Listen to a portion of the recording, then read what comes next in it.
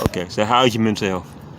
Um, at the point that it is right now, I'm at a point to where I'm trying to get better, and I feel like that's like the first step to taking care of your health and your mental health. Yeah.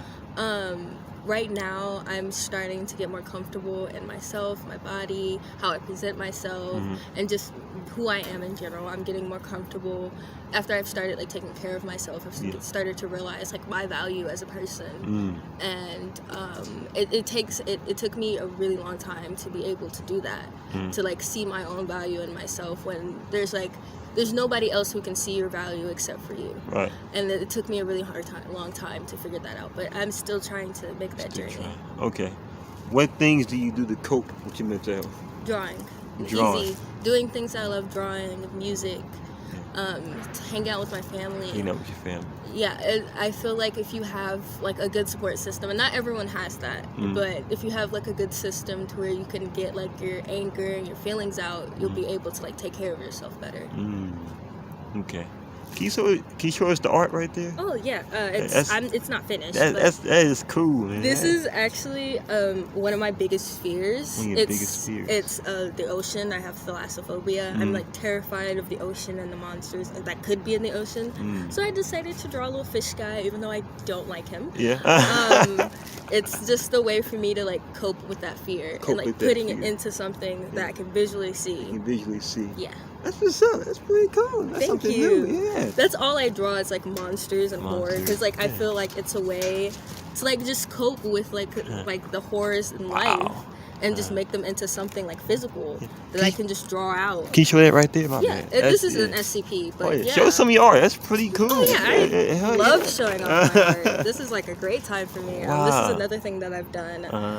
This is actually a manifestation of like, I had a nightmare one time, and it was about me in this dark place, and there was this like thing that just kept following me, and I felt like it was like a representation of like my depression, like this monster that just always follows me no matter what. And what I've realized is I have to love this monster instead of being afraid of it, because if I'm afraid of it, I'll never be able to confront it.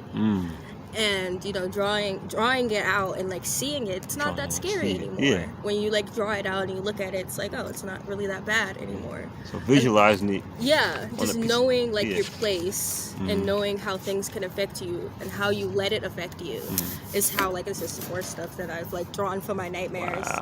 It's just like knowing these parts of yourself and understanding it is how you cope with it. And this is how I try to understand myself. I try to get all the monsters and fears and insecurities I have about myself and about the people around me. That's just how I like cope with it. And I feel like, and not everyone has to do it this way. There's tons of different ways that people cope, but this is just my way of doing it, just drawing my nightmares and letting it speak for itself. That's what's up. Thank you. That's what's up. Okay. And what comes to your mind when you think of self-care? When I think of self-care, I think about myself. I think about the things that I like to do, the things that bring me comfort, that help me relax. That's what I think of when I think of self-care. So like again, drawing, music, relaxing, like not thinking about everything that's going on right now, just thinking about myself and taking care of myself.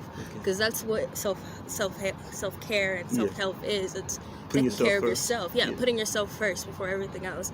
Even though that sounds selfish, it's not. It's not selfish to want yourself to be better. And that's what I've tried to realize, is that putting myself first in certain situations isn't always a bad thing. What's up? Okay. And what things do you do as far as self-care goes? I really like to like listen to music and just like walk around my neighborhood. Like I feel like that's a good way to just, first of all, get some exercise, get my body moving, because if your body's moving, that means your blood's pumping, and that means you're getting more blood into your brain, into different parts of your body, and that just helps you like, get yourself motivated to just live, just live life. And music is like a thing that I'm pretty sure everyone enjoys and likes to consume. So just listening to music and walking, it just really gets me like amped and ready for the day.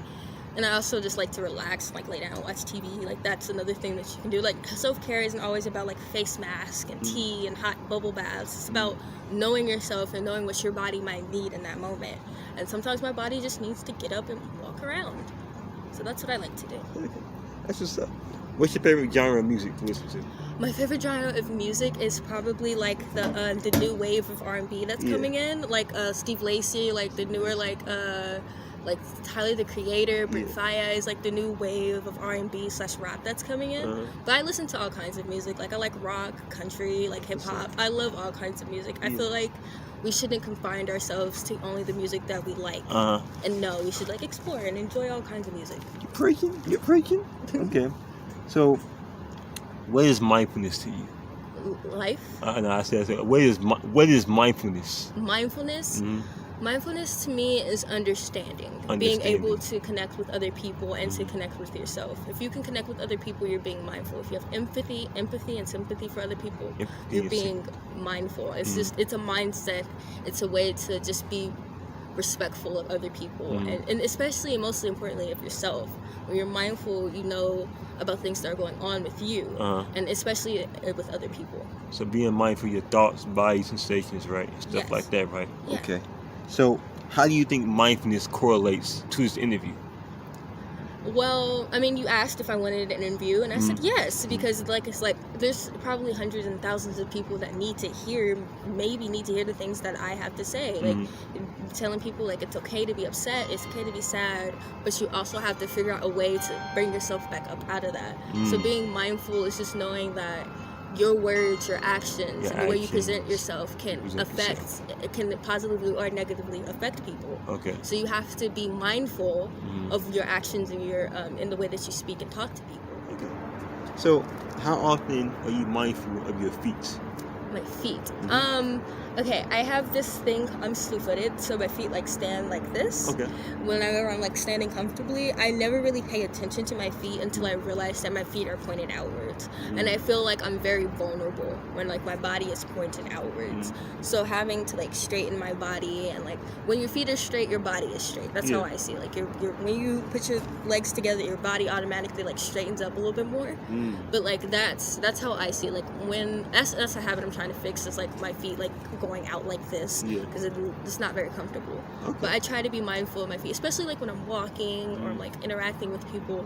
Just having that like secure, like standing straight with your feet together is like a really like positive and impactful thing that not a lot of people realize. Yeah, I actually read an article when it was like when you put your feet straight towards somebody, or when you put your toes straight and you point them at somebody, it means that you're interested in talking to that person, right?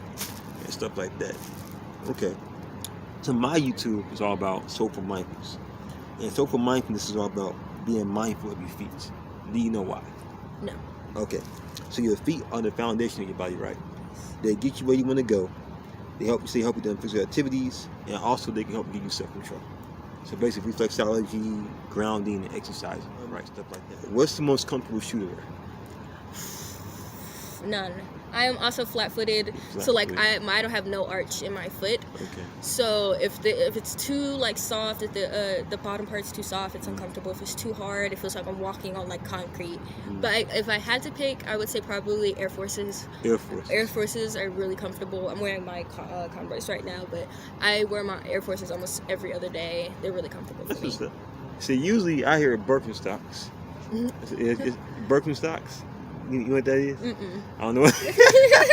Okay. Oh, the same way. I was like, what is that? But no, I have no idea. It's probably like some slip-on shoes, honestly. Yeah. Okay. What's the most uncomfortable shoe? Heels. I can't walk because I can't walk in them, and it's like I hate when, especially women, they are like, beauty is pain. Beauty does not have to mean pain. You don't have to be in pain when you're walking in heels. That's why I don't wear them, because they just cause me pain and they make me uncomfortable. And it's also just because of how my feet are set up. Yeah. But, you know, heels are like probably my least favorite shoe to wear. Okay. How often do you try to pamper yourself? How often do I want to, or how much do I actually do it? How often do you actually do it? I actually probably pamper myself probably once or twice a week, but I want it to be like a bi-daily thing, so every other day. Okay. But, you know, it takes a lot for me to be able to be like, okay, I'm going to pamper myself today. You know, I'm going to take a nice bath, I'm going to drink some tea, watch my favorite TV shows. Yeah. Like, it takes a lot for me to be able to do that. So I would say probably once or twice a week. Okay. And let's see something here. How often do you dip your feet in cold water? Never. I don't Never. like cold water. Okay. No. The water has to be either boiling hot or lukewarm. Okay, why boiling hot? That's interesting. It's like it feels like my body is like shedding its dirty skin in a way. I feel like, especially when I'm like in like a bubble bath, like it feels like if the water is hot enough, it feels like I'm getting this new skin, this new clean start, a new like a fresh palette basically. Okay. Because when you're like when you take showers, it's good, but when you're like soaking in like water with like salts in it, it really like gets into the skin and like helps purify it. And that's what I feel like is really important. And a lot of people not know was like taking baths really help your body like relax and get like your blood flowing in certain places, especially if it's hot water. Okay. How often do you try to flex or stretch your feet? Flex or stretch my feet? I would say when I worked at a car wash, I would get a lot of foot pain because I would stand outside all day. So when I was working at the car wash, I would do like foot exercises. Like I would like do the thing where you grab your foot and like pull and stretch it. Back, but like that has actually really helped me, and I might actually start doing it again because this campus is ginormous and I have to walk everywhere. Very ginormous, yeah. So now I don't really do it as much because I don't work there right now. But I would do it probably 2-3 times a week. Okay. And how often do you get full body massages? Never. I don't think I've ever gotten a full body massage. Okay. Have you ever got a foot massage before? No, never. Okay. How would you feel if you did get one? I don't know. I mean, I feel like it's kind of how I think about chiropractors. Like I feel like it will definitely help my body. Definitely, yeah. But I just don't have the money to do it. Okay. I understand. Okay. How often do you go barefoot? Barefoot? Ooh. I try my hardest not to walk barefoot because it feels so uncomfortable to walk like barefoot. Okay. Like when I'm walking barefoot, I like walk on my tippy toes. Like my whole foot doesn't touch the floor because it's just gross and the floor is dirty. The floor is dirty. Yeah, no. I try very hard not to walk barefoot. Okay. How many steps do you take per day? I would say if there's an average, probably a little bit over average. A little bit over average, okay. Yes. So the average is, let's see here, 10,000. Yeah, so probably around like 11,000, just a little bit over average, just because I like walk my dogs and I go outside a lot and just walk and enjoy the views. Okay. So yeah, I would say probably over like a little over 11,000. Okay. And how many hours are you usually on your feet? Maybe if I'm working 6 to 7. If I'm not working, probably 5 to 4. Okay. Let me ask you something. Can we see the soles of your feet? No. Overall, how you feel about the interview? I feel like if you're like going around to different students on campus, I feel like this is like a great way to look into like young minds. Yeah. And especially because mental health and like self-care is something that's kind of blowing up. But like 5 years ago it was very niche. It was very considered like weird to like pamper yourself and take care of your mental health because mental health issues weren't really that big of an important. Because like up until like a couple of decades ago, we were putting people with like mental health issues like in asylums. Exactly. Like so it's still very niche, but I feel like exposing these issues and just being very open about it and just being like, hey, you need to take care of yourself. That's especially the young students at a campus. It's really important that someone's there to be like, hey, are you taking care of yourself? Right. So yeah, I think I like this interview. It's very nice. Thank you very much. You're welcome.